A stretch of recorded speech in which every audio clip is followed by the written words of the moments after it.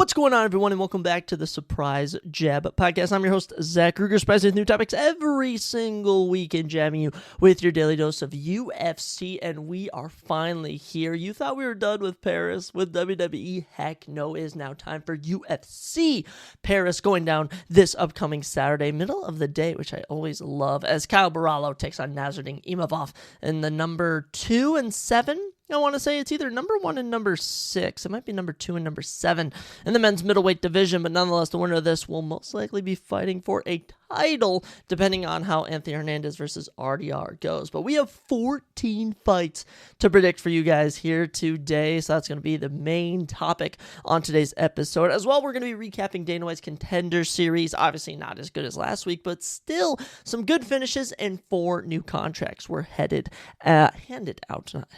out. But speaking of heading out, we are heading into the new NFL season, which I completely forgot about. Like, I kid you not, I'm in 6 fantasy football leagues, I think. Might even be 5. I actually have another draft tonight. I haven't been able to cover any of my teams on here, but I probably will be on an upcoming episode. But we will be doing our NFL Week 1 quick picks. I will do some more analysis in future weeks, but for today, I'm just going to look at the teams and just make some quick picks for you guys today. We also have some new UFC fights as well. We got a lot to talk about on today's episode, a lot of fun stuff. So without further ado, let's dive right on into it. First up with new UFC fights, only three little new fights, but 2 of them are actually very big. The first one going down at UFC Vegas 112. That's right, guys. We still have 3 more Apex events this entire year, including the final fight of 2025 being at the Apex. UFC Vegas 112 goes down December 13th.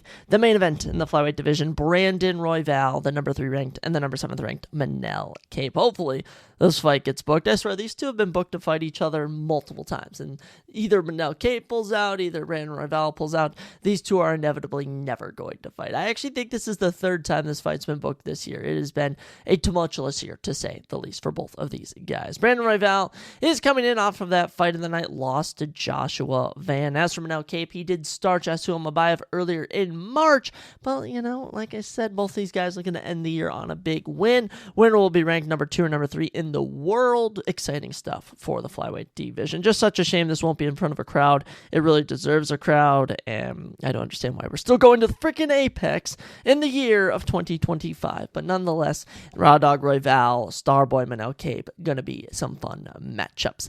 Lesser one here for you. This one for UFC Noche, which by the way does go down September 13th, which is in 10 days as of recording this. David Martinez was supposed to be fighting Kwong Lee, which actually he wasn't even supposed to be fighting Kwong Lee. He was supposed to be fighting someone else. Kwong Lee stepped in on short notice, but then Raul Rosas Jr. got injured. David Martinez is, of course, stepping up to take on Rob Font now. So coming in to take on Kwong Lee, who's, by the way, fighting at short notice, is the UFC debuting border boy Santiago Luna. Fights out of Mexico, fights out of the Antram Gym, undefeated 6-0, and should be interesting.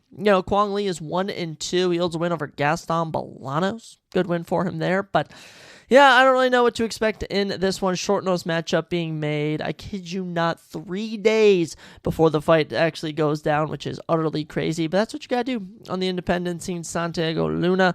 Let's look at his Instagram. Does he have any fun pictures? He has 2,600 followers, so this is definitely going to get him some clout. Kwong Lee does fight out of Minnesota, so may have to rock with him. But yes, that is the second matchup that we've had announced, and the final one. It is not the main event, thankfully, but it is going down November 22nd in UFC Qatar in Doha, Qatar. That is a flyweight matchup between the number 8 and number 9 ranked Alex Perez and Asu Almabayev. I was curious which way they were going to go with both of these guys. Of course, Alex Perez having worse pullouts than Manel Kape. I don't want to hear Alex Perez pull out of all of his fights. When was the last time he fought? Was it Muhammad Mokaev? Was it Matthews Nakalu? I genuinely cannot remember the last time I saw Alex Perez fight. I have no idea how he even has 12 UFC fights. It's hardly incredible, but Asu Almabayev coming off a big win over Jose Ochoa, which was an absolute dogfight. Other than that, his only losses in a short notice main event to Manel Kape. 22-3 overall, 5-1 in the UFC. This should be a layup win for Asu Almabayev, but he has to watch out for the hands of Alex Perez. This is a man from Kazakhstan versus a man from the United States.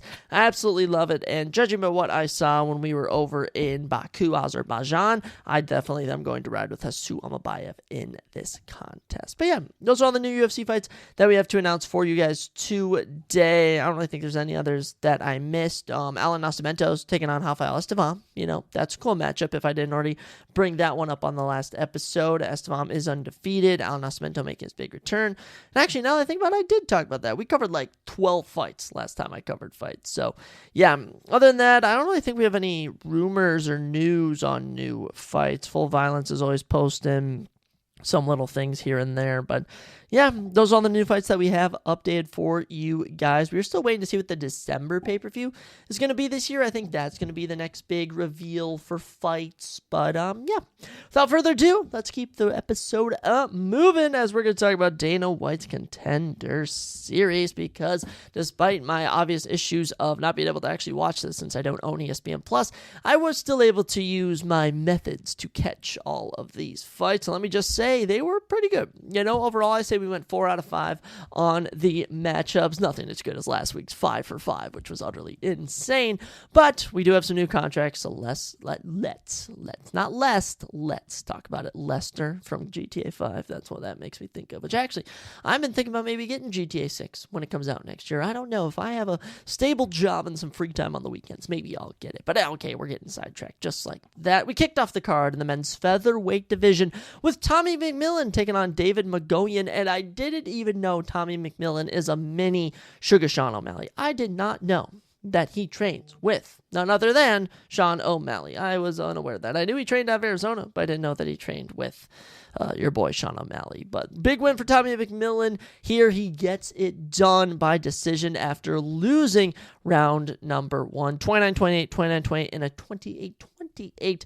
All the judges were kind of different on where they were scoring this fight. A lot of people thought this should have been a draw, but nonetheless, Tommy McMillan did end the fight on top. 113 submission strikes to 85 in total, 119 total strikes to 97. David goes 2 of 12 on takedowns and almost got McMillan out of there in round 1 with one of the nastiest guillotines I've seen. Literally fully on top mount, fully locked in. Tommy is turning his body, and I think everyone kind of agreed we thought his neck was going to snap. All right, because he's in top mount and he turns his body while keeping his head straight. So like his body is horizontal and his head is still vertical. Oh my gosh, it was looking so painful. David destroys him in round 1, but then round 2, Tommy defends 3 takedowns, outstrikes him 26-21 in the feet. Easily wins round 2 by a, not a decent margin. And then round 3 just unloads 77 significant strikes to 42. These two gave it their all, an absolute dogfight, an absolute war. And Tommy McMillan ends it on top. And yeah, let me just say that Dana White was out of his seat cheering. He was going, yeah, this is awesome. I absolutely love this. And Tommy McMillan will improve to 9-0, and he will get a shot in the UFC. And as for David Magoyan, look, this kid is 21 years of age, all right, and just put on an incredible performance on Dana White's Contender Series. That is not a bad first loss to have on your record, especially for a guy like Tommy McMillan, who's clearly going to be talented in the UFC, clearly can deal with some adversity, and has quite a chin on him. But by the way, despite getting taken down early and dominated, defended 10 takedowns, so pretty good work. David Magoyan gets paid his win bonus, courtesy of Dana White, and this is the only fight that we predicted incorrectly on today's episode. Actually, never mind. We did predict 2 incorrectly, but we'll get to that in just a second. David, I do think will be back into the UFC. Give it another year or 2. Maybe they'll have him back on next year's Dana White's Contender Series to actually have a full camp, as he did take this on short notice. But this was such a fun way to open the card, and I'm excited to see who they have Tommy McMillan matched up with when he debuts in the men's featherweight division. Moving up next, we had a dull fight. Easily our worst fight since episode 2. I want to say, I dare even say episode 1, as Eduardo Chapolin took on Antoine Ho. And all I can say is, neither of these guys are cut out for the UFC. Eduardo Chapolin could have easily gotten Antoine Ho out of there multiple times, and instead chooses to grapple him, and Dana White is like, yeah, that's just not how you get into the UFC. And he even hit him with an illegal knee, which didn't even get him a point taken. No point taken for an illegal knee on the ground. They just gave Antoine some time to recover, and that was that. Antoine Hill will now fall to a record of 6-2, courtesy of the UFC. Now, Tapology does have him listed at 7-2, but we'll have to see. 0-2 on Davis Contender Series. Antoine Hill, I think the only way he makes it into the UFC is with a short notice matchup, per se, if he comes in, to replace another fighter. As for Eduardo, 15-2 record and a dull performance here. Maybe they'll bring him back next year, but hey, I don't know, man. He's coming in 11 of his 14 wins by finish, and this one just not impressive. 37 strikes to 24, 5 of 6 on takedowns for Eduardo, 6 minutes of control time, 2 of 8 for Antoine with 2.5 minutes of control time, and 30-27. This one was a L fight here, but then after that, 3 straight round 1 knockouts. This is the Contender Series we know and love. Kicking us off this lightweight division, third fight on the card, Mandel who I thought was 33 years old, is apparently 36 years freaking old, and he's out here knocking out Samuel No Chin Silva. Samuel No Chin Silva. I'll say it right here. Samuel Silva has no chin, and I didn't know that in his last fight he was dropped 4 times before getting a rear naked choke, or getting a guillotine choke off. So I was unaware he had such a terrible chin, and I swear everything Mandel landed just hurt him. I mean, he hit him with 2 front kicks right off the bat. His calf kicks were hitting him, and then, I kid you not even like a jab, not even a hook, but like almost like a mini straight, which he was like, it was more of just like a blocking shot. Clip Silva, he goes down, Mandel lands a couple follow-up shots, and that's it. That's it. Over in a blink of an eye. Samuel Silva will fall to 13-5-1. Definitely not cut out for the UFC, but Mandel wow, 14-3 now. He gets his 8th career knockout, giving him a 100% finishing rate, and the win streak will now move up to, looking at my notes, 5 straight wins for Mandel. And it was actually revealed that he was originally scheduled to be the one to step in to fight Benoit Saint Denis when they were in UFC 315 in Canada. However, he was unable to, so Kyle Propolic got the opportunity. So Nalo was always on the UFC's radar, and at 36 years of age, he will be coming in off of the Contender Series. And I'm excited to see what he can do, for the lightweight division. I think he could pick up a couple wins here and there. His Muay Thai style looks very good. I will say he's 6 foot tall, 75-inch reach, nothing too special, but clearly he shows that he has the ability to finish guys. And Samuel Silva, I have to say, his lack of chin ability is actually kind of comical. I would love to play with this guy in UFC 5 and make it like a challenge video to like try and not get knocked out with him. That's how bad I think his chin is. So, Mandel, I'll be excited to see what you do in the UFC. And as for Samuel Silva, bye. Then we got into our second to last matchup of the evening, the co-main event, if you want to actually call it that, as the younger brother of Michael Olakajasek, Cesare Olakajasek, took on Theo Hag. And, I knew Cesare Olakajasek, was dominant. I had him picked to win, but the fashion he did it in 36 seconds, 17 strikes to 0, 27 total strikes to 0. I mean, he just starched him. He literally starched him. I mean, right off the back, it takes one punch.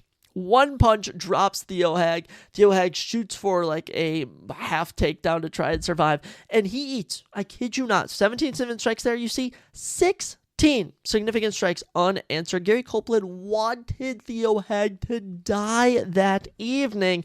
Make it the 9th career knockout for Cesare Olakajasek. Just utter domination. From Cesare Olakajasek. And for Theo Hag, embarrassing. 6-1 now. Clearly, you're only shooting for takedowns is not going to work as Cesare Olakajasek improves to 16-3 and gets a UFC contract. Middleweight division, look out. I mean, this guy's talented. Really is. 11 of those wins coming by finish. I mean, the win streak's now up to 4. He's good.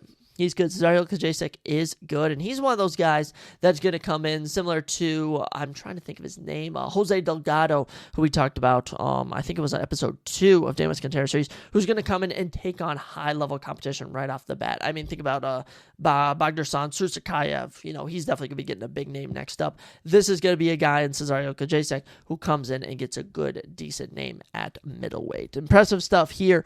Really got me going, I'll say that, and I was like, you know what? I don't know what's going to top this. And then we got to the main event as Jean-Paul Lemongiane absolutely destroys Jack Cogdon. Easily the best knockout of the season. This was incredible. Mind you, this is only his third career knockout. He is a jiu-jitsu fighter. This man does not do knockouts, not at all. But guess what happens? They're going back and forth. They're striking. Then all of a sudden, clips him, comes back, lands a head kick, which literally stuns Jack Cogdon on the feet. Jack is frozen. He then rushes him, hits him with almost like just a forward straight lead it in, hits him, basically pushes him down with that punch, and he is out cold. Jean-Paul Lemongiane, welcome to the UFC. A 9-2 record for him. His win streak improves to 4, and this guy is easily going to come in and get a big name. What a knockout. I mean, really, what a knockout. Head kick literally freezes him on the feet. You're going to see this all over MMA Twitter, MMA Instagram, MMA TikTok. Comes in, hits him one more time, and he's out cold like a light switch turned off. Oh my goodness. Jean-Paul Lemongiane, you beauty. Jack Cogdon, sorry, mate, 7-2. I mean, everyone knew that literally the analysis for all these fights, I'll say every fight went according to plan. Actually, I'll say the Cesare fight and the John Paul fight. The last two fights tonight went really according to how me and other MMA creators, if you will, were discussing them. And I'll say the other three were kind of unpredictable, being that Eduardo Choplin did absolutely nothing. Maldonado starched Samuel Silva, and Tommy McMillan and David McGoyan was fight of the night. But Jean-Paul Lemongiane, welcome to the UFC. The welterweight division has an absolute beauty on their hands. And honestly, ending this episode on a high note with 3 straight round 1 knockouts. You got a fight of the night to kick off the show. 4 out of 5 ain't too bad. I will not hold this over, the card at all. It's hard to follow up last week, and I don't know if last week will ever be followed up because of how amazing it was. But Jean-Paul Lemongiane, Cesario Kajacek, Maldonado, and Tommy McMillan. I'm excited to see what you guys all bring to the UFC, and I will keep you all on my radar when we head into the new coming year. I don't know if any of these guys are going to get another fight to round out the year, but they might. They might get another fight to round out the year. I mean, I already know that, what's-his-face, the Abdul Rahman Yakyayev or whatever his name is, he's fighting at UFC Qatar, and he literally just friggin' got a contract. So clearly, they love to speed track these guys into the UFC. But before we drop our official UFC Paris predictions, we have to do some NFL quick picks. I can't believe we're already back. Really, we're already so back is that I sat down, ready to record. I had my note sheets out, and I'm like, wait a second, I have a fantasy football draft tonight. Wait a second, I scheduled it tonight because the season starts tomorrow. Wait a second, the season starts tomorrow. That means I have to do my predictions, and we have 16 matchups to predict for you guys today. And unlike last season and the season before where I just elected to write everything down in my notebook, I'm going to do it all on the ESPN app, as much as I don't really care for ESPN due to how much money they love just so I can watch their products. But yes, that will be an easier way for me to keep track of who I predict. I have lots of fantasy football leagues. I have lots of stuff like that. So this is going to be interesting to just do some quick predictions right off the rip. This will probably be my worst week of picks. I'll say week 1 is usually my worst because I really need to get a feel for the season. I mean, if you'd have told me last season the Commanders were going to make it to the freaking NFC Championship game, I would never have believed you. So let's get right on into it. Kicking off the season Thursday the 4th, that is the Dallas Cowboys visiting the Philadelphia Eagles. A good old NFC East matchup. I really like it, and I have Jalen Hurts in a league, I have Dak Prescott in a league, but one person I tend to lean more so towards is Devontae Smith. And the Eagles, they are coming off of their incredible Super Bowl victory, destroying the Kansas City Chiefs. Honestly, I was rooting for them in that Super Bowl. They're minus 425 favorites over the plus 320 Cowboys. I think the Cowboys are going to be much better than last year, and that's not just because George Pickens is, arriving. I think getting rid of Micah Parsons is kind of like a signal to the defense that you guys need to step up. And Deron Bland is certainly going to need to step up much, much bigger. But I do think this is a feel-out game for the new Dallas Cowboys, whereas the Philadelphia Eagles, they still got Jalen Hurts. They still got Saquon Barkley. They still got A.J. Brown. They still got Devontae Smith. They still got Dallas Carr. They still have the core team, which is why we're going to go with the Philadelphia Eagles to beat the Cowboys. And I don't know specifically which players I'm supposed to be rooting for yet, as I'm going to be in 6 different leagues, which I need to manage, which low-key is a job unto itself. So we're going to go with the Eagles to kick off the season. Then, they just love doing new things, and we have a game on YouTube TV. That is the Kansas City Chiefs, Kansas City Chiefs visiting the Los Angeles Chargers on Friday. at 7 o'clock. That is right. You get football on Thursday, on Friday, Saturday's off. Oh, but by the way, you get college football. And then on Sunday, you get more football. And then Monday, you get more football. Truly, the NFL is doing something unheard of when it comes to professional sports. But Chiefs visiting the Chargers. Chargers only plus 145.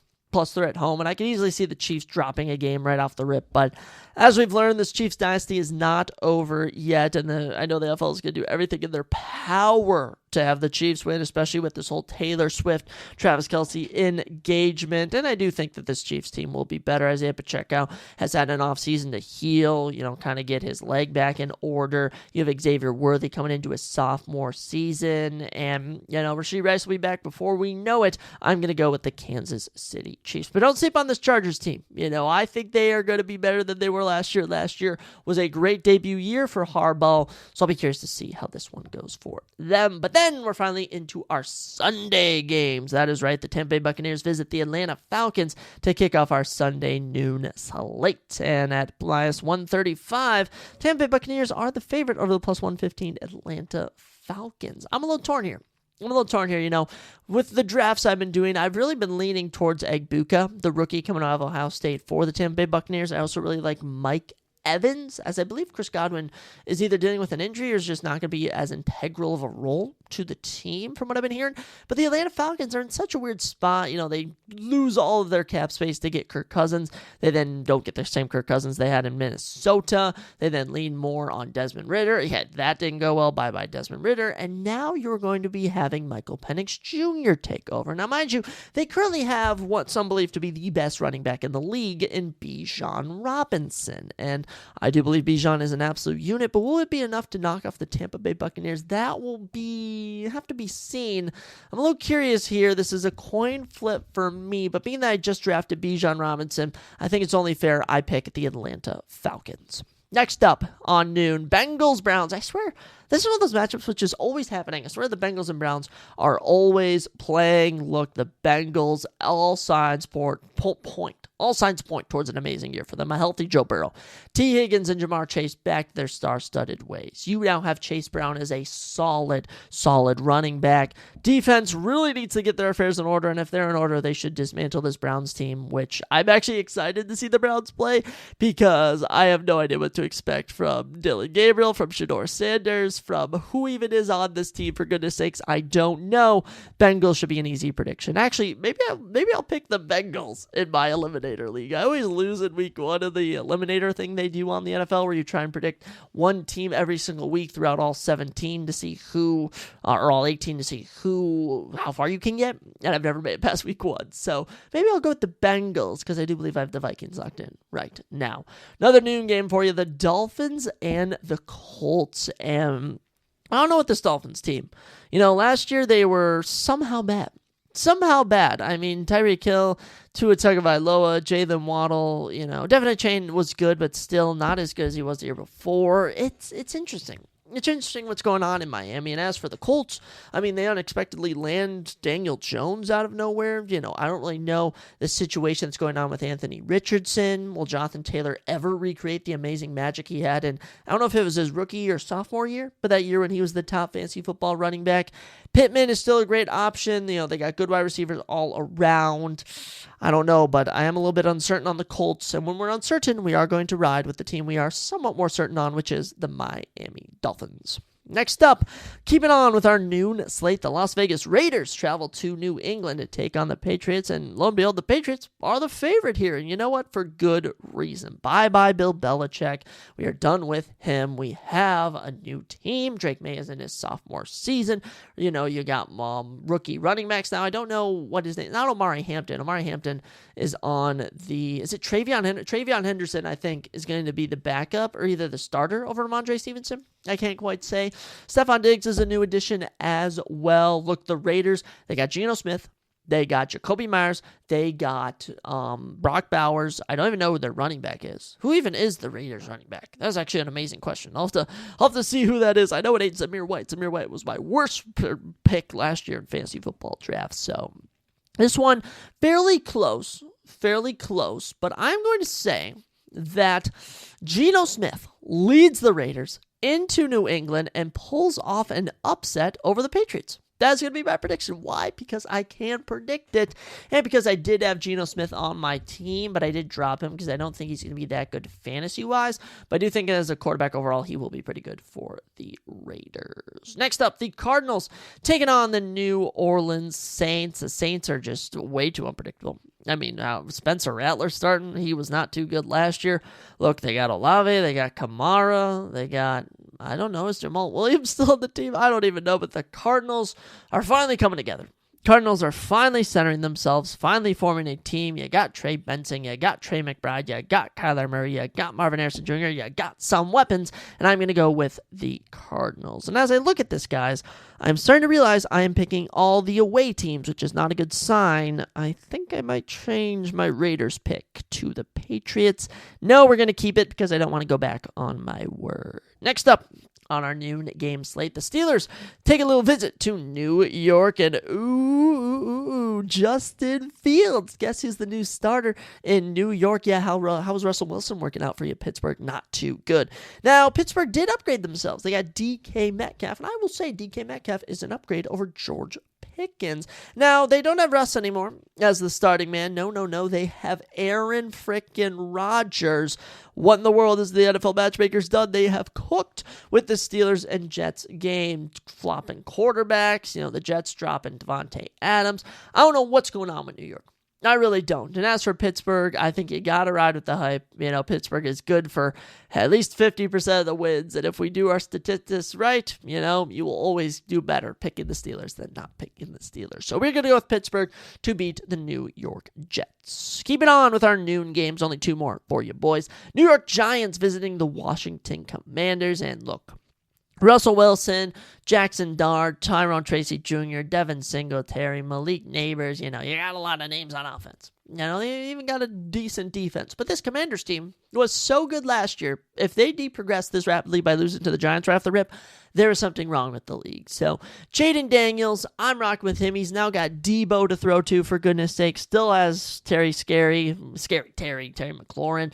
I don't even know if Jackson Krosky-Merritt is going to be the starting running back. I don't know. They traded Brian Robinson Jr.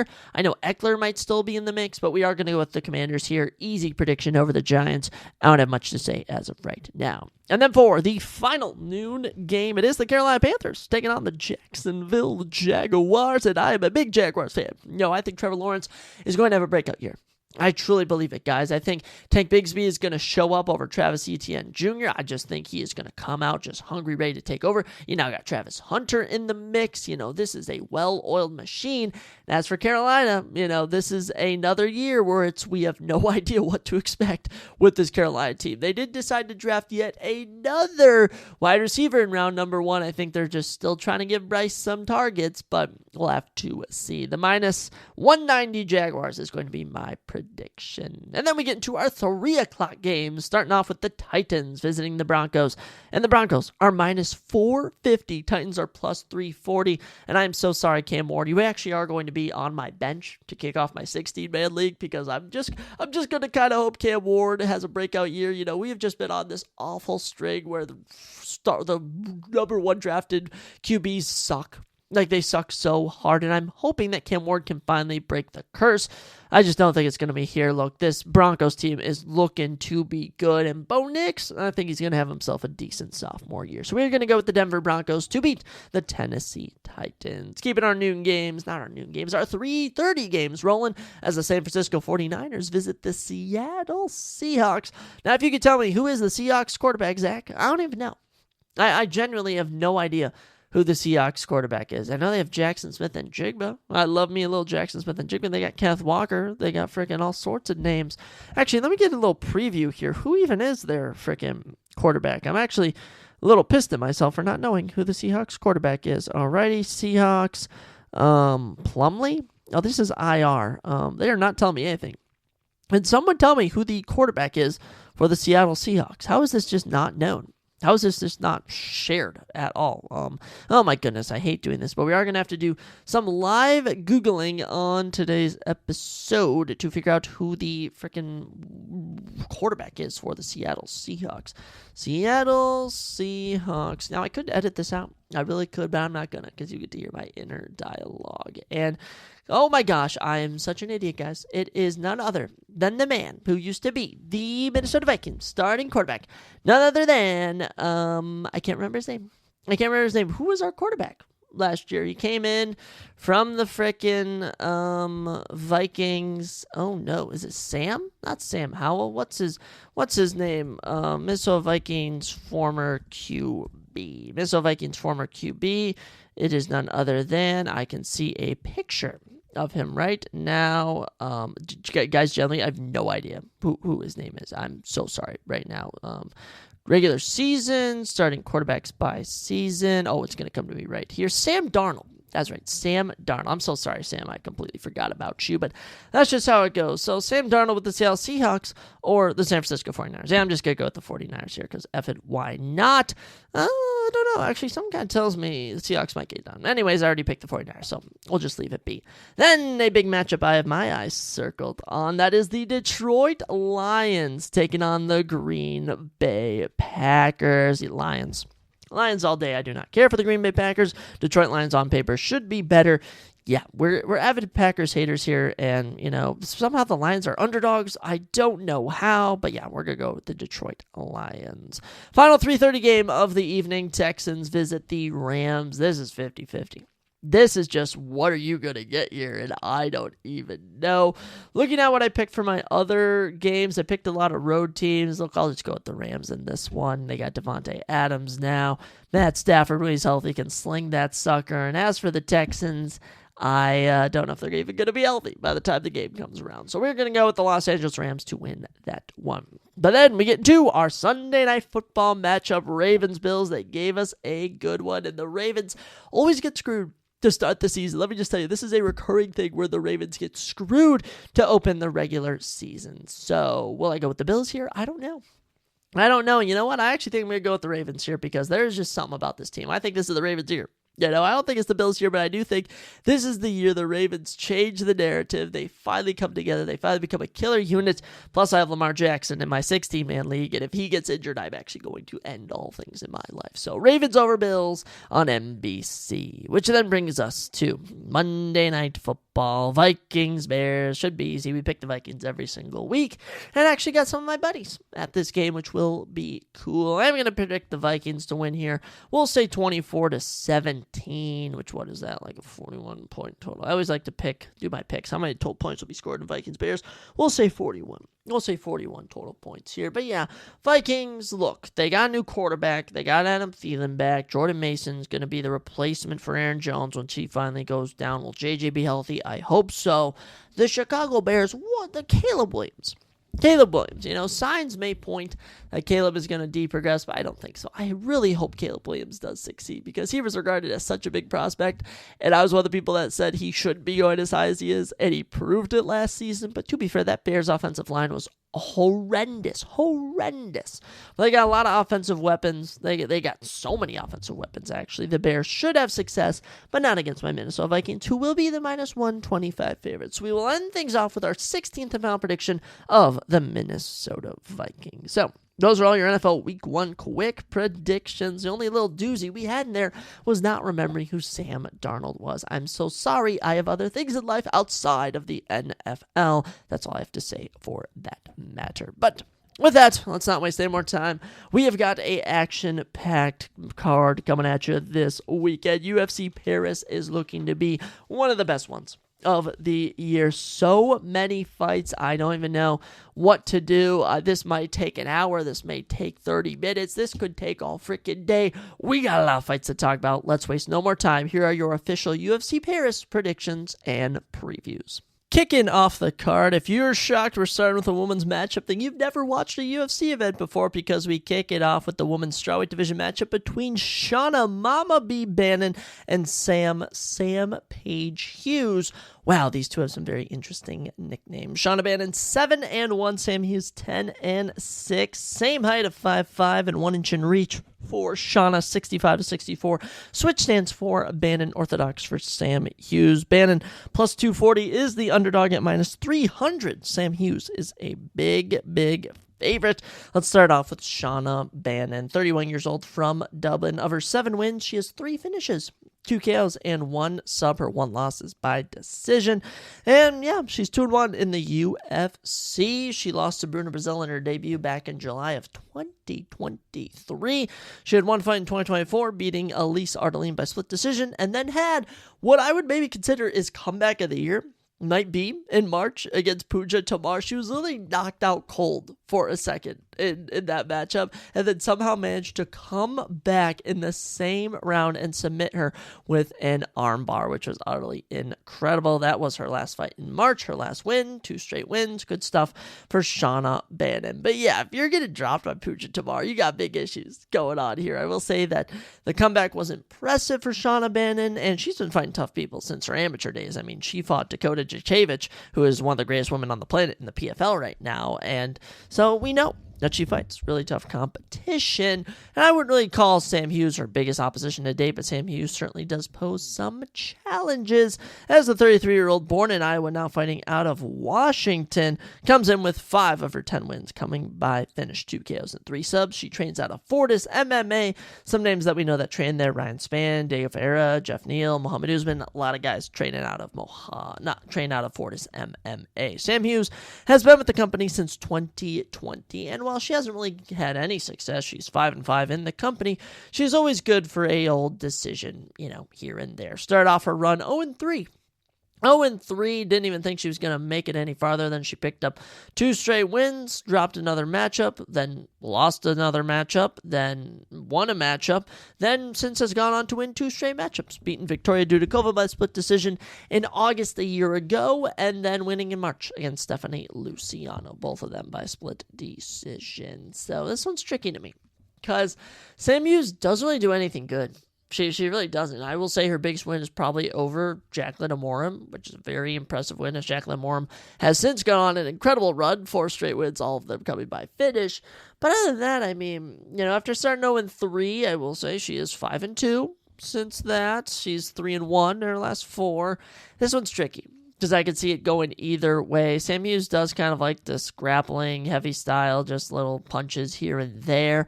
I don't really see a finish taking place here. This is actually really good matchmaking. I got to give it to them, but something's telling me maybe to pick Shannon Bannon. I don't know.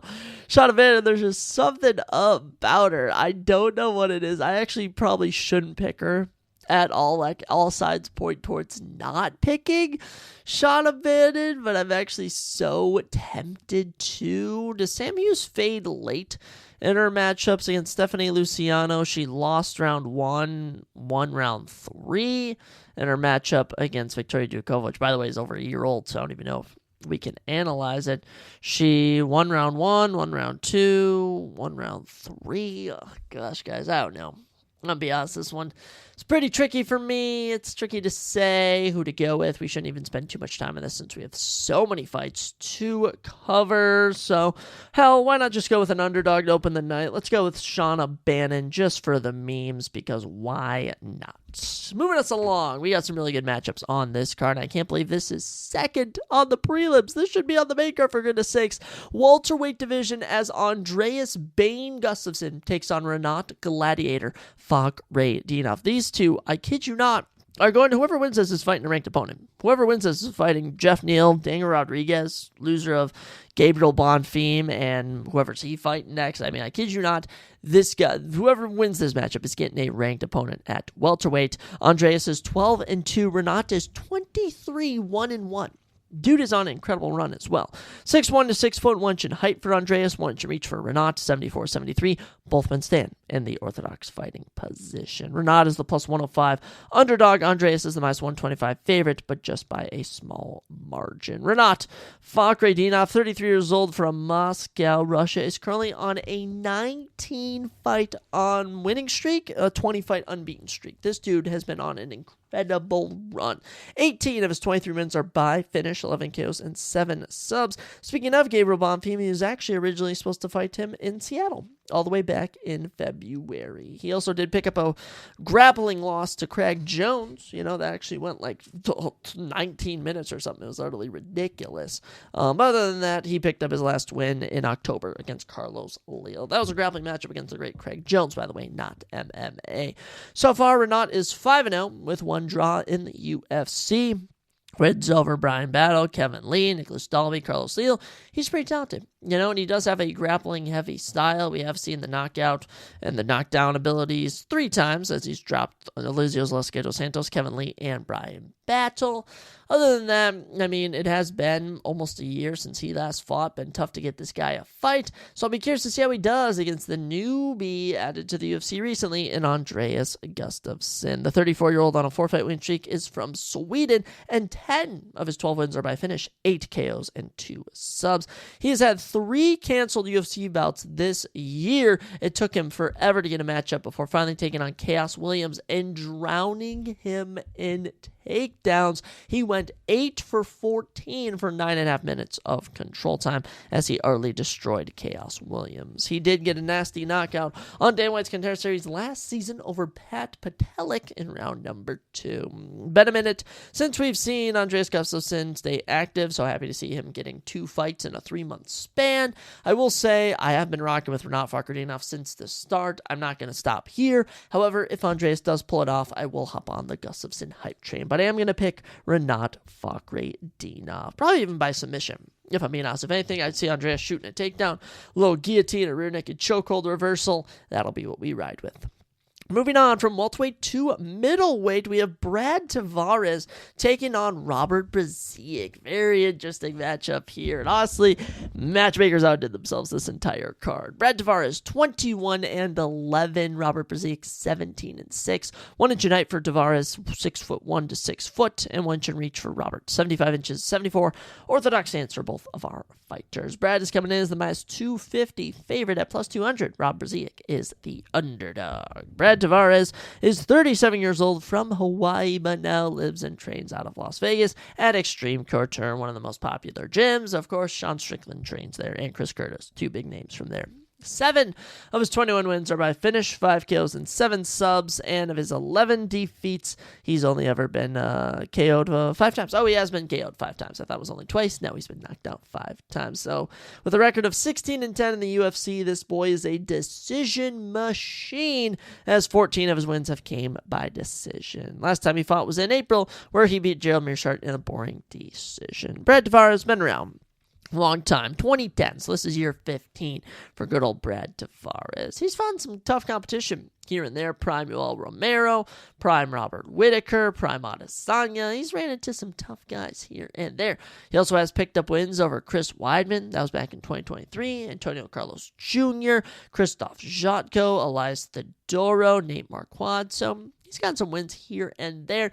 But as of late, he is 1-2 in his last 3, 2-4 in his last 6, and he just hasn't really done much overall. Last time he was finished was against Gregory Rodriguez back in February of 2024. Look, Brad, this is a very winnable fight for him. I'll say overall this is probably a fight he should win, but we'll have to see how he does when he takes on the man from Poland, Robert Brzeziak. 35 years old, he has 11 KOs and 1 sub of his 17 career victories, and of his 6 defeats, he has never been finished. He was actually supposed to fight Christian Leroy Duncan at UFC 304. That was all the way back in summer of last year. But before that, his last fight, Ior Potera, February 2024, when Ior Potera just kind of casually beat him in a very boring contest. So, Robert, been a while since we've seen him fight. He didn't do too well against Ior Potera, but I will say, look, there's a reason they're bringing him back.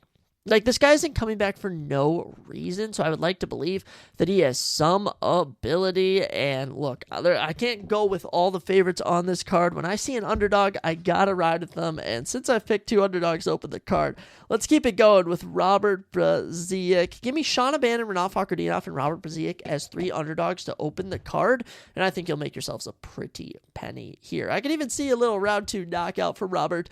I don't know if he's going to bring back his days of fighting in Poland, but if he can, he'll have himself some success. Dropping back down to welterweight, Sam Patterson takes on the Truth, Trey Waters. Sammy Boy 13-2 with one draw. Trey Waters 9-1. 6'5" to 6'3". These are two tall welterweights, 2 inches in height for Trey, but 1 inch in reach for Sam. 78 to 77 orthodox stance for both of our fighters. Sam, the favorite, -160. Trey Waters at +135 is your underdog, and Sam Patterson at 29 years old does fight out of England. That is right. He is the hometown European boy. Obviously not actually from Paris, but nonetheless from the region.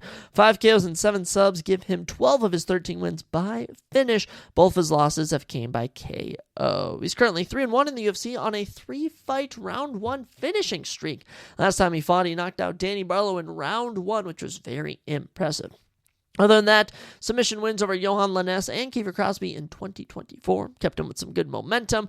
Last time he lost was in 2023 when Yanal Ashmov dropped him in 1 minute and 15 seconds. He also is a Season 6 Dana White Contender Series veteran where he got a rear naked chokehold in round number 2. Sam Patterson, we know he's good. He's been on the rise, and if he wins this one, this will be 4 straight wins, and I do think he will get this one done against Trey Waters. Trey is 30 years old from Jacksonville, Florida. 6 of his 9 wins are by finish, 3 KOs and 3 subs, and he's currently on a 3-fight winning streak. He would actually lose on Season 6 of Dana White's Contender Series, getting Von Flue choked by none other than Gabriel Bonfim. He would then go on to win, I want to say it was either the LFA, I think it was the LFA welterweight championship before getting a short notice matchup against Josh Quinlan, whom he would beat in 2023. Last time he fought, May of 2024, where he won a fight of the night against Billy Ray Goff. So Trey Waters hasn't fought in almost 1.5 years, we can officially say. And Sam Patterson, he's been active. He's been a killer. I am going to ride with Sam Patterson to get a round 1 submission here. But hey, anything can happen. But I do think Sam Patterson is pretty freaking good. And if Trey Waters wins, I will be a tinge surprised. It's just like him, Robert Brzeziak. I just haven't seen these guys fight in so long. You don't know what has happened to them with their ability. So we're going to go with Sam Patterson, but should be a good matchup overall. Next up, lightweight division, short notice action as the Houdini. Harry Hardwick debuts against Cal Fernandez. Now, this was unfortunately supposed to be on the main card. It was supposed to be Cal Fernandez versus the great Fair Ziam, who was one of the best fighters to be coming out of Paris as of late.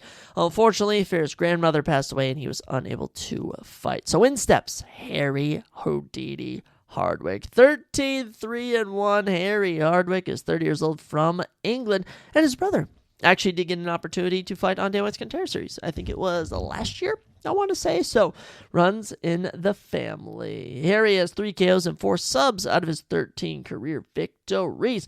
He's currently on an 8-fight winning streak and is 7-0 in Cage Warriors and is their current featherweight champion with multiple defenses. So Harry Hardwick, clearly his experience has clearly been his way around the block, and he gets a big opportunity here when he takes on Cal Fernandez. Cal Fernandez, also 30 years old from Rio de Janeiro, Brazil, trains out of Nova União. That is the same gym as Jose Aldo. Of his 10 wins, 7 finishes, 5 KOs and 2 subs.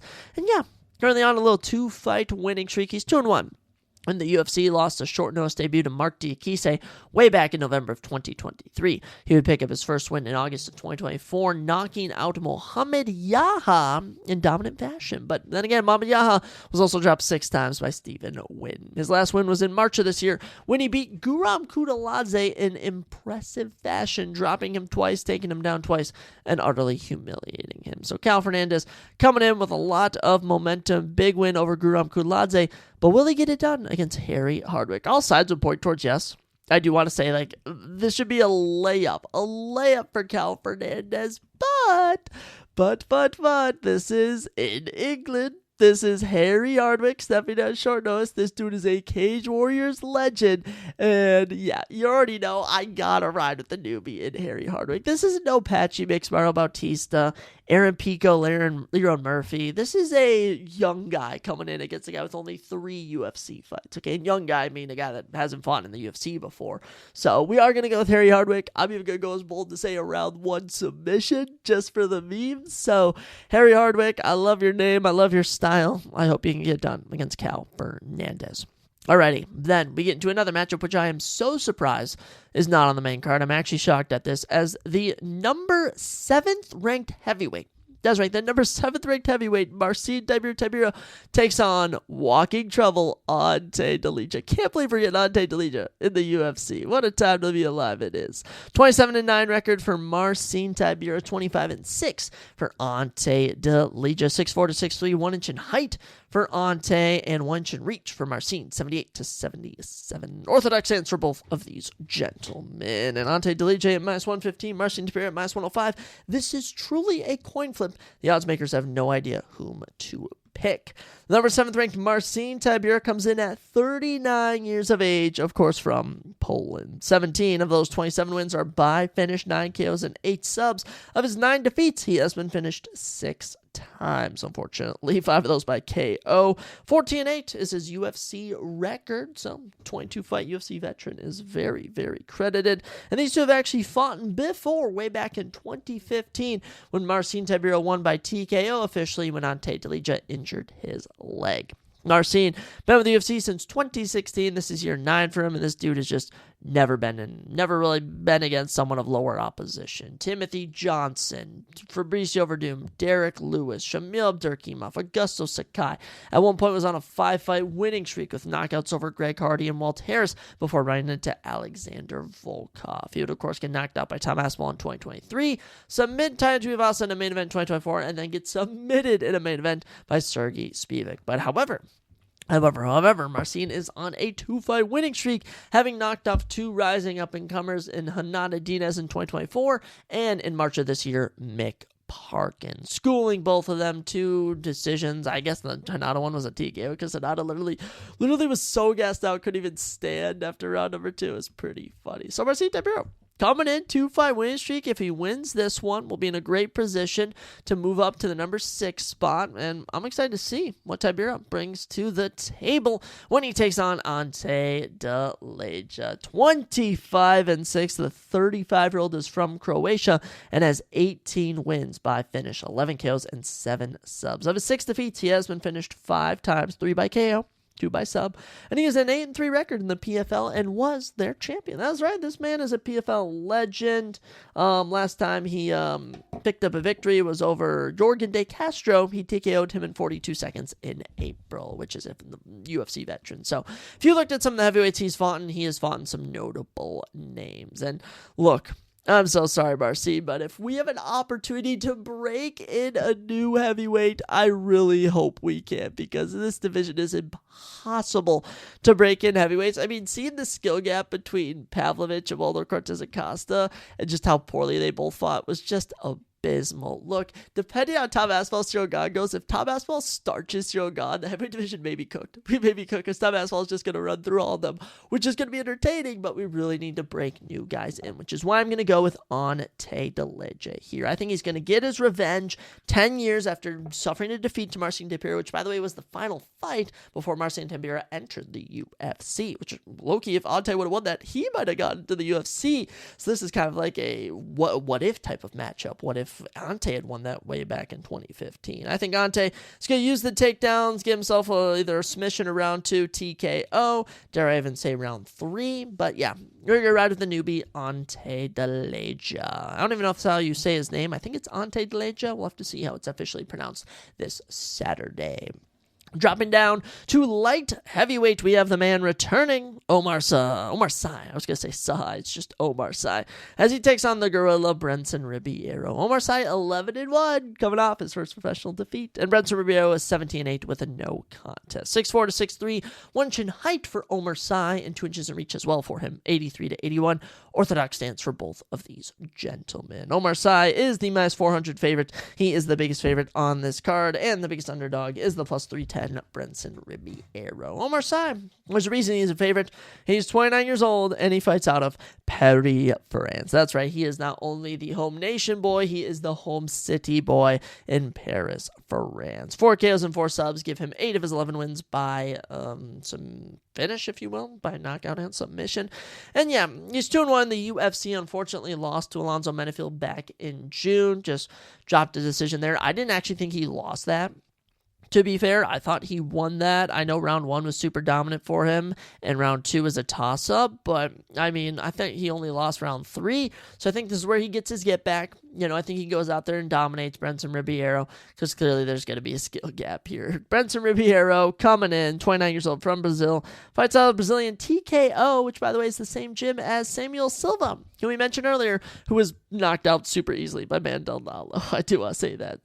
Bruno Ferreira also fights there. He's a good middleweight. 9 KOs and 7 subs give him 16 of 17 wins by finish, and 6 of his 8 wins, 6 of his 8 losses, have come by finish. He's been knocked out 4 times, submitted twice. This dude is 2-3 in the UFC. Only wins are a split decision against Cal Machado and a submission over Dayar Nergos. Hey, last time out in June, he was knocked down in 3 minutes and 25 seconds by Ozma Mirzakhanov. Other knockout loss was by Zhang Ming Yang, so I do want to say, he isn't, fighting bums, per se, but I do think Omar Sy needs to go out there, get himself a submission or knockout victory. I really think a round 1 submission would do numbers for Omar Sy. So, Omar, I'm actively rooting for you. I really do believe he will win as well. We're going to pick Omar Sy over Brenson Ribeiro. And after this, Brenson Ribeiro, I presume, will be cut from the UFC, unless they want to save him for some debuting light heavyweight coming in off the Contender Series. We'll have to see. Next up, I believe if this is being done accordingly, this is going to be our final prelim. And we're going to get a 6-fight main card. So rounding out the prelims, very good matchup, featherweight division, as William Jaguar Gomez is back to take on the debuting Robert Faker Ruchala. And Robert Ruchala is a big prospect coming over from Poland. He is the current KSW champion. So William 14-3, Robert is 11-1. Both men naturally fight in the featherweight division. Now a southpaw stance for William Gomez. He's very traditional with that. A switch stance for Ruchala will be a bit of a test for Gomez. Gomez is the hometown boy. He is also the favorite at -230. The 28-year-old fights out of Paris. He also fights out of the MMA Factory, the same gym as Cyril Gane, which I really hope Cyril Gane is in attendance. He'll get a huge pop if he appears on the Jumbotron. 7 KOs and 1 sub give him 8 of 14 wins by finish. And I will say that William Gomez has just been in some tough fights here and there. Debuts against Charno Aarons, good fight. Then comes back against Francis Marshall. Close split decision. I did give him the nod. It gets a big finish against Giannis Gamori on that Gane and Spivak Paris card 2 years ago. Then, last time out in Paris, won a split decision against Joe Anderson Brito, a fight which I did not think he won. And then he lost to Hyder Emil earlier this year at the Apex by split decision. Now, that fight was tough. Because Hyder did so well in round 3, but I did give Gomez slight nods in rounds 1 and 2. So Gomez, I think, should be on a bigger win streak. He wouldn't even be in this position had he won that matchup. So it's tricky to say what's going to happen here, but Gomez, I would say, is coming in with a bit of momentum. I know he lost, but it's a split decision, which was very close. 14-3 record, he is still very good. Now his opponent, Robert Ruchala, 27 years young from Poland, 3 KOs and 3 subs give him 6 of his 11 wins by finish. He is currently on a 2-fight winning streak, and yes, 8-1 in KSW. This dude has had immense success over there. Now, I'm brutally aware we're not going to break in every new fighter that we want here, but it's so fun to think about picking them. It really is, and if Robert Ruchala can really string it together, really bring his fun, just out unorthodox style, I think he has a great chance against Gomez, because Gomez has been historically traditional. Very traditional, in fact. And the lone finish he's had in the UFC, I mean, it was kind of awkward against Giannis Gamori. Giannis Gamori thought he was hit low, but then it turns out it wasn't low, but then it was almost. And look, I thought he lost to Brito. I didn't think he lost to Emil. So it's kind of awkward. I think Gomez might unfortunately get humbled here by Robert Ruchala. Not going to ride with every Paris fighter on this card. I'm going to ride with a Polish man here in Robert Ruchala to get a shocking round 1 TKO. That's right. I think he mixes it up, maybe even clips him with a body kick, maybe some nice hooks, and Gomez is shockingly finished in Paris to round out the prelim. So yes, that's my prediction for the final prelim of UFC Paris, I presume. But with that, we get into our main card as the number 11th ranked featherweight, Patricio Pitbull Freire, Pitbull Fabricio. That is right, Pitbull's back as he takes on the Black Panther Lo Senequita. Oh my goodness, this prospect has been on the UFC radar for a while, and I cannot wait to see this guy fight. Pitbull plus 165, Losine Kita minus 200. Pitbull 37-8, tons of experience. Losine 16-1. Bit of height, bit of reach for Losine, nothing too much, but Pitbull's always at disadvantage in every single one of his fights. The big thing to highlight here, a 10-year age gap. The underdog, Pitbull, plus 165, coming in as 38 years old. Of course, from Brazil. Him and his brother have their own gym. 24 of his 37 wins are by finish. 12 KOs, 12 subs. He's only ever been finished 3 times. He's gone 24-6 in Bellator. Been a pro since 2004. If you wonder why I'm saying this sarcastically, it's because this is the 3rd time we've covered him since April. That is right. This man's been a workhorse this year. 3rd fight in the UFC. Got to give him some props. It's just crazy that his first UFC fight was against the number 3 guy, who he just ultimately brutally lost to. Yeah, Rodriguez just outschooled him. Boring fight. Then his next win was against the current 14 guy, Dan Ige, who at the time was number 12, who he grappled to death. Like, he outgrapples him pretty clearly through rounds 1 and 2, and then round 3 loses. So, leaving a bit of a sour taste in our mouths is, Patricio Pitbull. But hey, do gotta say, 37-8. This man has 45 fights of experience.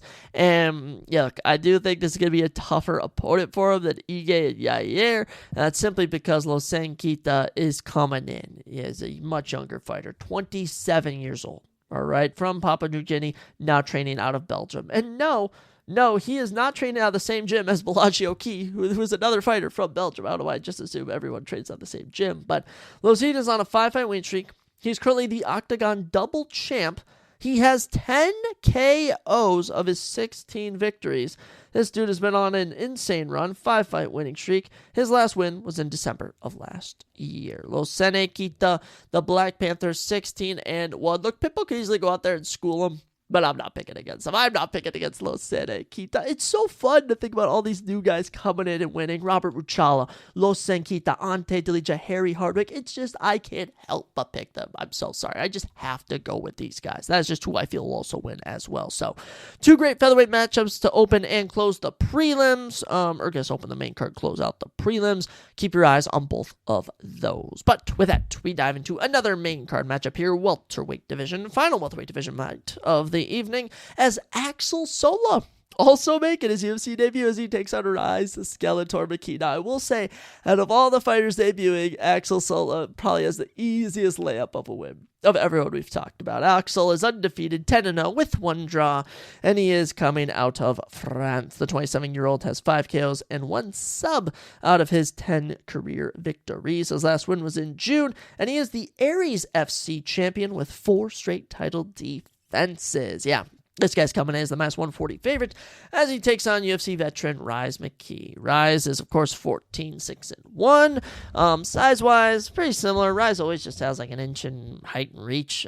Orthodox stands for Rise, Southpaw for Axel. Rise McKee is 29 years old from North Ireland. All 14 of his wins, he has gotten a finish in, 11 KOs and 3 subs. And of his 6 defeats, he has been knocked out twice. He is 6-0 in Cage Warriors, so I will say he is much better when he fights in Cage Warriors. This dude had a very unfortunate coming into the UFC. Unfortunately, had the debut against Hamza Chimaev, and then got utterly destroyed in a back-and-forth affair against Alex Morono. He would then leave, go on. It was either a 3 or 4 fight win streak, might have even been 5 fight win streak, before coming back to the UFC in Paris back in September of 2023, where he would just get grappled to death by Ange Lusa. He would then come back in March of 2024, losing a boring decision to Chidi and Chukani. But then, coming back, April 2025, he would utterly destroy Daniel Frunze, dropping him 3 times in round 1, earning himself a performance bonus, and getting the TKO as Frunze's eye was just so bloodied and beat up, he couldn't even continue. So Rise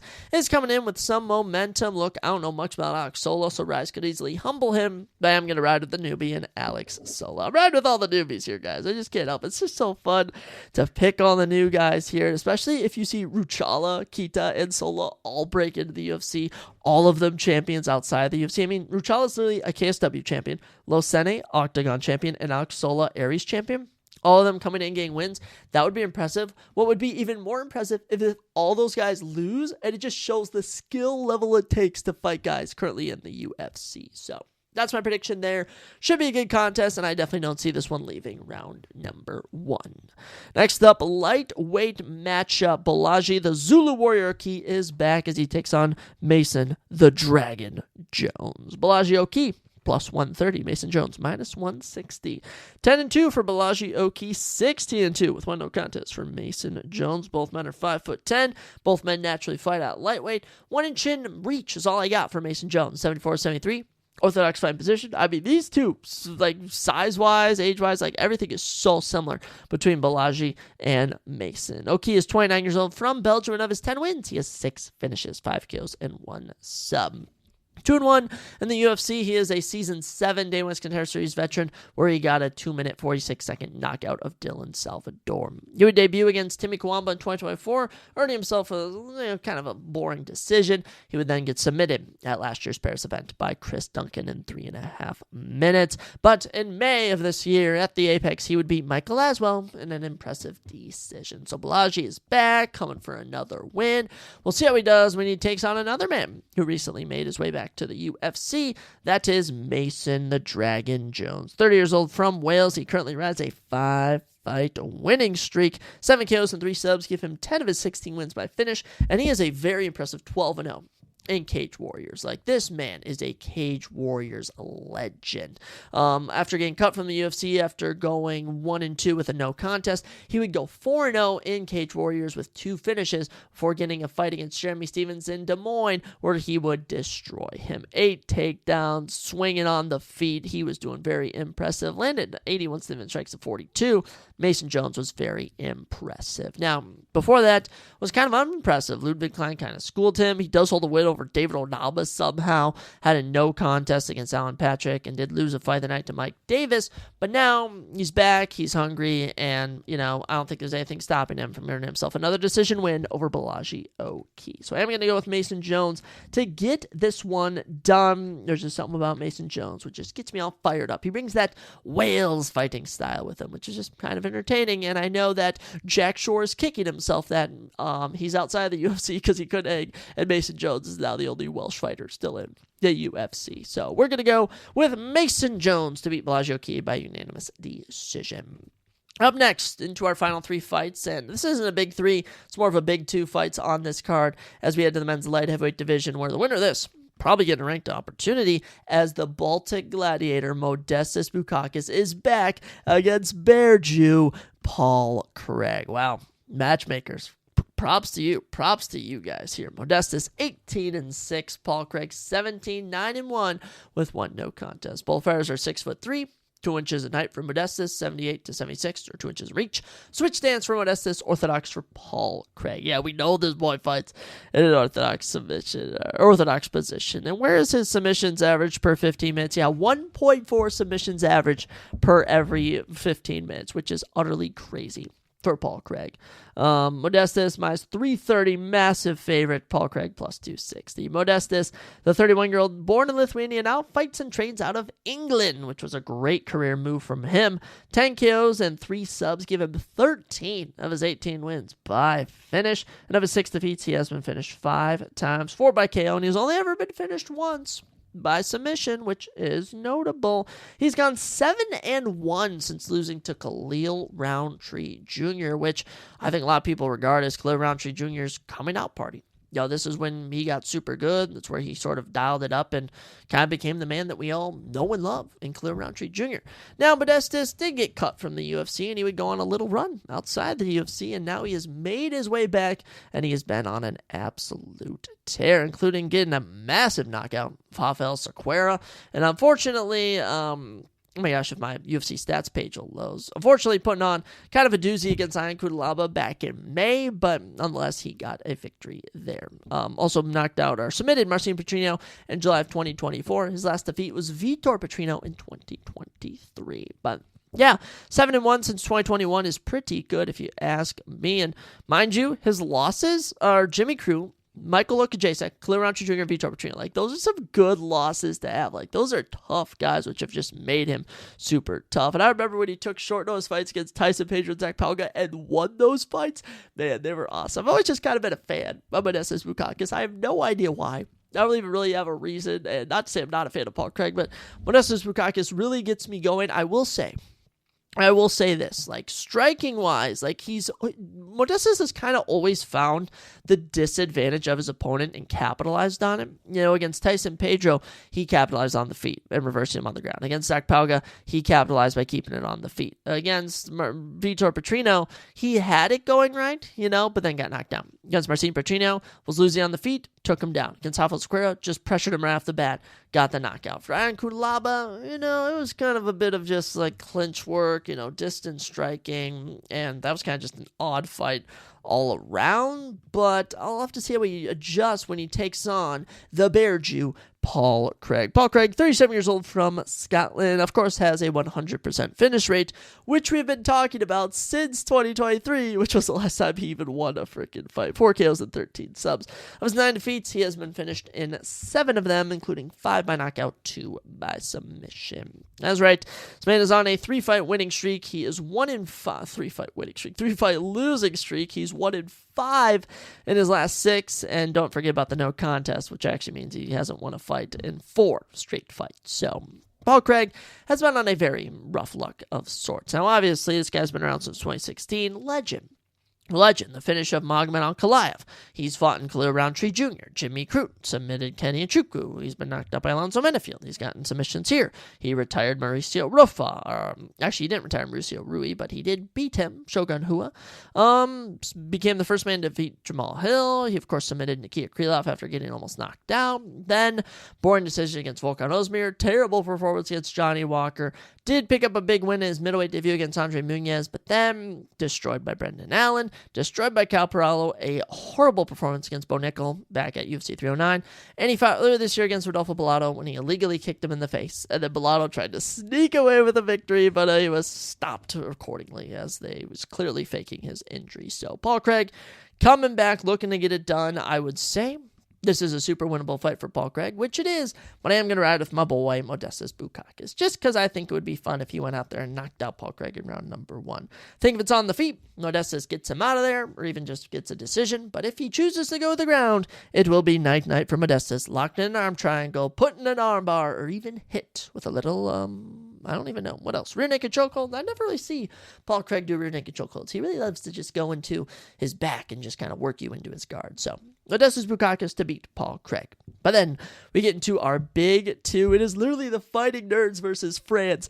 for our main event and co-main event. And in our co-main event, we head to the men lightweight division as the number 13th ranked BSD Benoit Saint Denis takes on the number 15th ranked Mauricio Ruffy. That's right, this is going to be a great matchup here. The God of War BSD 14-3, 1 no contest. He's fought on every UFC Paris card. His opponent, Mauricio Ruffy, 12-1. Both men are 5'11". 2 inches in reach for Ruffy, 75-73.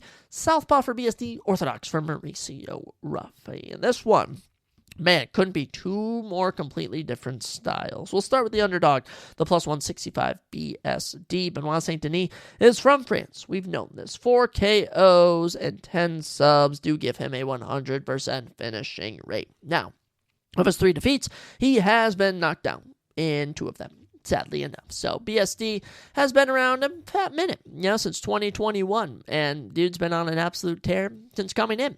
5-fight winning streak, all of them coming by finish. The Matt Fravolo knockout was incredible. The win over Thiago Moises and Gabriel Miranda, both in Paris.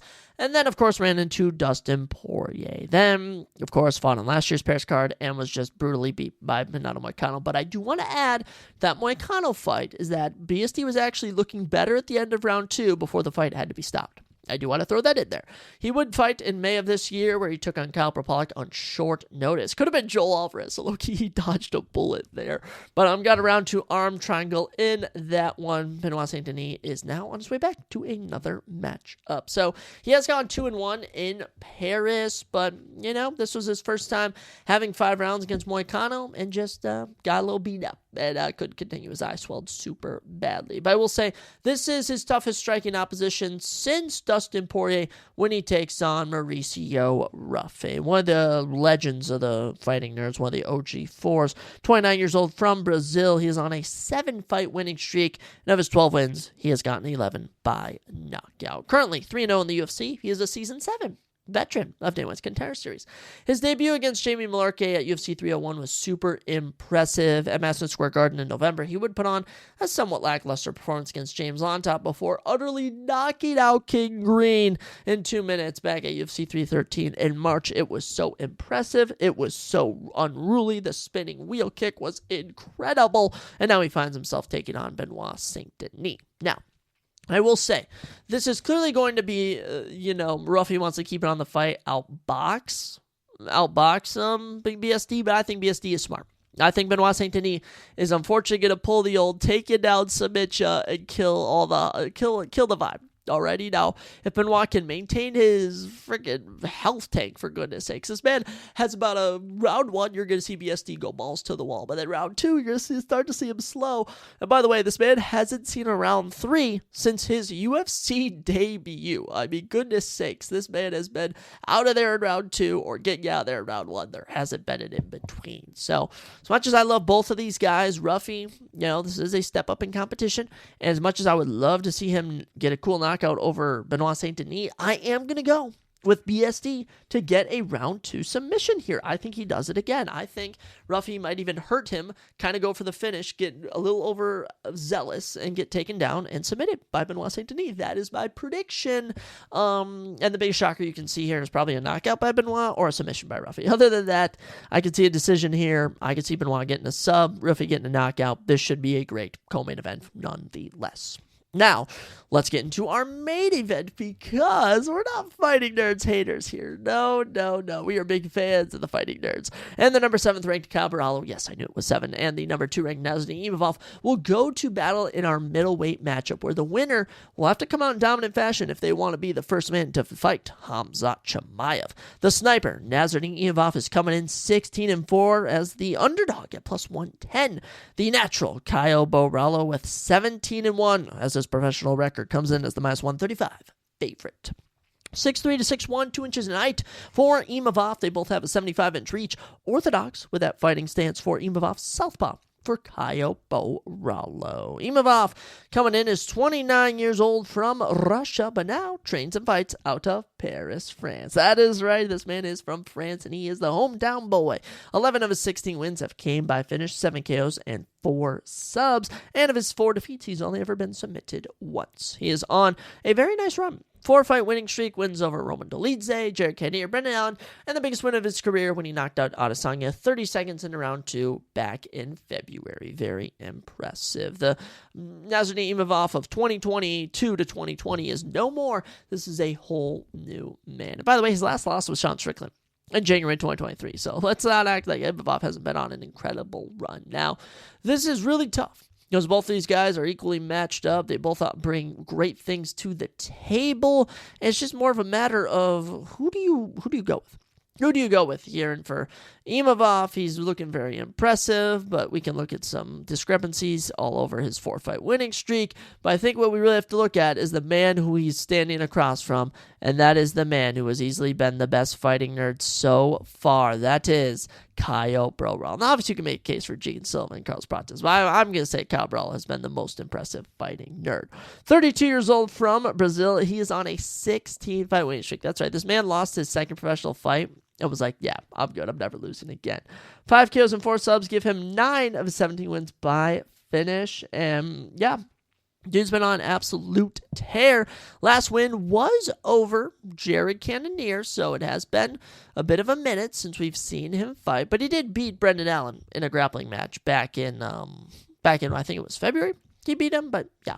Caio Borralho been doing incredible. Obviously, he's beaten Paul Craig. He has gone on beaten Abus Magomedov. Like, Caio Borralho had to fight on Day One's Contender Series multiple times. I remember his Day One's Contender Series second appearance when he got that knockout victory. Oh my goodness, was that hype. That was so exciting. And, he has really good grappling. I do think he has the grappling advantage over Nasruddin Imavov. I will say that. I will give Imavov the striking advantage, but it's not like Imavov, it's not like Caio can't strike at all. That's what I will say. I will say the striking is going to be much more even than the grappling. I mean, this is really close. This is a really close matchup, guys. This is high level. I really like it. So I do have to make a prediction, and I am going to go with Caio Borralho. just because I don't think both of the fighting nerds are going to win, and I don't think both of the fighting nerds are going to lose. I think it's going to be one or the other, because I also don't know if Gene Silva's going to beat Diego Lopez next weekend, so we'll have to actually do our predictions video for that coming up next week. But Kyle Barallo, I'm going to give it to him. I'm going to say he mixes it more so on the grappling, and I will say I think he punches harder. I don't know. There's something about him. I think he punches harder. And when we look at Imavov's winning streak, obviously he fought a washed-up Adesanya. Obviously, the stoppage against Jared Cannonier was early. I will say Brendan Allen also did control him more on the ground. He also couldn't put away Roman Dolidze. So there's just a lot of things I can nitpick here and there when it comes to Nasruddin Imavov. But also, if Imavov wins, I won't be surprised. Both these guys are super high level. Both of them are super talented, and I'm very excited to watch this main event. But yes, my official prediction, Kyle Barallo, and I'm going to go round... I'm going to go round 4. I want to say knockout, but I think I might go round 4 sub. Round 4 sub for Kyle Barallo. Gets him done, gets him out of there in round number 4, and what will be a fantastic main event. But yes, those are your official UFC Paris predictions, and it didn't even take us an hour, guys. It only took us like 40 minutes to get through all of these, which this card is going to be an all-day affair. It's going to be a fun time. So, yeah, let me know who you guys are riding with, not just for UFC Paris, but also for the NFL. Let me know your guys' thoughts on DWCS Contender Series and the UFC fights that keep continuously being announced. This card is going to be a banger. All right, and I do want to say, of all the debuting fighters, I know I picked pretty much all of them, and as I actually look, I did pick every debuting UFC fighter, but hey, there's a good chance a majority of them are going to win. We've been doing incredible on predictions. I can't remember what we exactly are, but I think we're in the 220s, I think, by now. I know we're over plus 100 on picks, so we've been killing it, and I'm excited to see what the future holds. But for that's all I have for you on today's episode. Go have an amazing weekend. Jesus loves you, and I'll see you next time on the Surprise Jab Podcast.